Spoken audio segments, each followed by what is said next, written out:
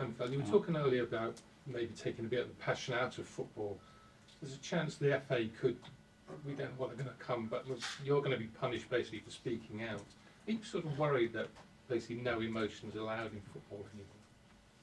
No, I don't think that's going to be the case. But I think it's a really good discussion, you know. It's where we want the game to be, how we want the game to be lived, you know, with the protagonist on the pitch, what we want the behavior of players, the behavior of coaches or managers, and as well supporters, you know, because there's been as well a lot of talk about the standing on the stadium. So I think it's a really good question to ask to see, okay, where we want to evolve the game and what we actually want for our product. I mean, the chances are you will be punished because you spoke out from the heart. Do you sort of just accept that you were wrong, or do you sort of stand behind what you said in all? Not what you, the way you said it. I don't know. Let's wait for the decision, and once that is made, probably I can make a more clear assessment on the situation. Going back to last season's game with Villa Park, that was actually quite a feisty. I mean, obviously there was the punch up in the stand and all that.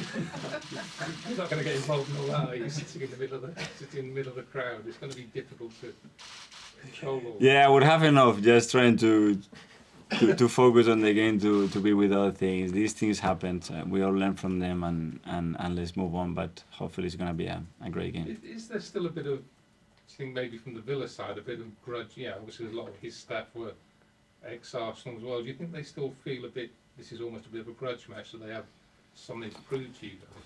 I don't know. That's probably a question for them. From our side, it's we have a lot of respect for what they are doing, and we're going to prepare the game yesterday and today, like we always do, to win it. So, you are quite demonstrative in terms of your instructions to the players on the touchline. How much of that do you think actually sort of goes into the players as they're playing in 100 miles an hour? Do they hear it all? Do they pick it all up? You want an exact percentage? Well, 36%. No, I don't know. But like, you do influence the game from that position, and they won't have you this time. Again, probably it's for the players to say, you know. He better stop that. They might say that, you know. It might be helpful for some, it might not be helpful for some others. I don't know. It's the way that I live the game. I think I'm a bit calmer than before. So let's say I fully trust my players to deliver what we have to deliver to beat Villa, and that's what we're going to try to do tomorrow. And separate topic, but do you ever think about whether you might have got the job in 2018 when Unai got it, and how different it might have been for you at that time compared to when you did take over 18 months later? No, because I didn't. So I don't know if I was ready. At that moment, I don't know if I was ready in 2019. I don't know. I don't know if you ever feel fully prepared to take a job as big as this one. I think you have to be in the seat and you have to go day by day. It didn't happen, and obviously the opponent had an incredible manager with huge experience and success. So what I did is continue my journey, continue preparing, and almost 2 years later, the opportunity came, and try to do your best. The hardest thing is sometimes to replace someone like Arsene. Same with David Moyes at United. The first one after them is really hard. Can't win, innit? Yeah. After Arsene, and not only what he achieved, that the manner that he did, you know, and all the respect, aura, and everything that he developed and built at this club. But we have his legacy. But I think that's something really positive if we use it in the right way, to build something different, but with a lot of similarities as well in certain ways. Okay, last couple. Firstly, yourself and Reynolds. Hi, Mikel. Hi. So far already, we've already seen Declan Rice pitching with goals as well as his all-round performance. Overall, your team boasts one of the best defensive records in the league so far. What does Rice bring to you in terms of that defensive solidity? Well, he's extremely intelligent to read situations, to break up play, to win duels, critical duels in certain areas of the pitch that allow us to as well counter and progress in really dangerous situations.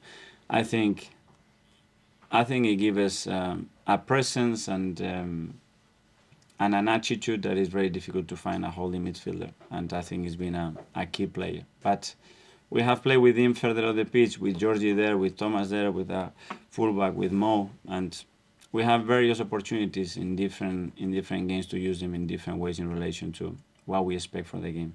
Much has been made of his character off the pitch. From your personal point of view as his manager, what's he like as a man off the pitch? What kind of assets does he bring? I think really simple, really humble, funny, really hardworking. He's extremely committed to everything that he wants to do. He wants to win everything that he does.